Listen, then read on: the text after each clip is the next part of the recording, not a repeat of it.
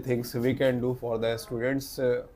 Exactly in our school, you can see we are doing a lot of things.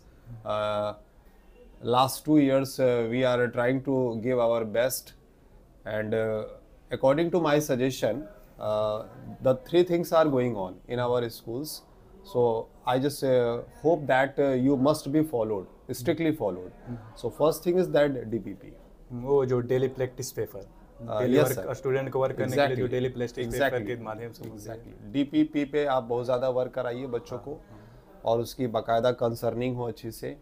DPP का मतलब ये हुआ कि जो बच्चे आपके कोई भी टॉपिक पढ़ रहे हैं, तो जो भी टॉपिक बच्चे पढ़ रहे हैं उसकी प्रैक्टिस मैक्सिमम से मैक्सिमम हो। यानी कि डेली होना चाहिए और पेपर के माध्यम से हम डेली अपना देते जाएं, अपना होम घर पे प्रैक्टिस करते रहें। इससे क्या होगा कि उनका एग्जामिनेशन जो होगा उसमें उनका कॉन्फिडेंस होगा, उनकी लिखने की एबिलिटी बढ़ेगी।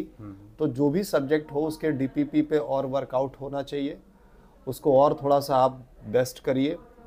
इसके अलावा डीपीपी के अलावा आप जो हमारे जैसे बहुत लोग हैं जो डीपीपी को उतना नहीं समझते हैं, तो डीपीपी का माध्यम से बच्चों को बताइए, बेटा ये आपका डेली प्रैक्टिस पेपर है। तो डेली प्रैक्टिस पेपर का मतलब पर डे आपको काम करना है, ये आप इसको ऐड कर लीजिए और बेटर आप कर ही रहे हैं, और उसको और थोड़ा सा बेटर करिए।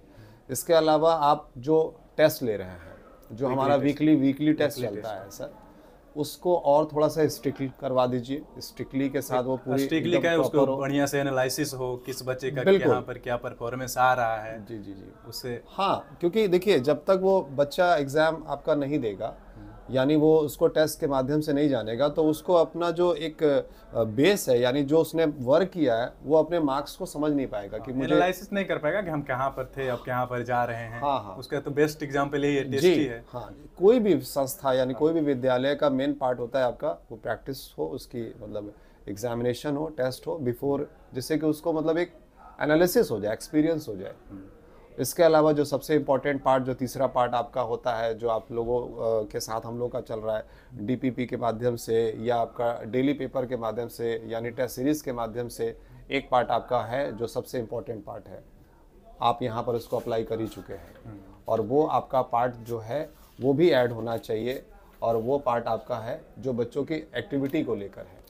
हाँ, एक पे यार बात सर, और जैसे एक्स्ट्रा एक्टिविटीज के रूप में हम क्या दे सकते हैं बेटर हो सब स्टूडेंट के लिए? एक्टिविटी तो काफ़ी इम्पोर्टेंट है ना, क्योंकि पढ़ाई के साथ साथ हम लोग कर ही रहे हैं। हाँ, एक्स्ट्रा एक्टिविटीज भी कुछ नहीं, ये तो बहुत ही इम्पोर्टेंट है, क्योंकि एक्टिविटी को तो हम लोग बहुत ज़्यादा मतलब एनकरेज करते हैं, उसको इंस्पायर करते हैं, क्योंकि एक्टिविटी से बच्चों का ऑल ओवर डेवलपमेंट होता है, उसका पूर्ण विकास उसी से हो सकता है। तो एक्टिविटी के नाम पे बच्चों के अंदर जो हेजिटेशन होती है, बोलने में झिझक होती है, उसको लेकर वो कुछ बातों को रखे, वो बातें चाहे हिंदी में हो चाहे इंग्लिश में हो, वो बोलना सीखे।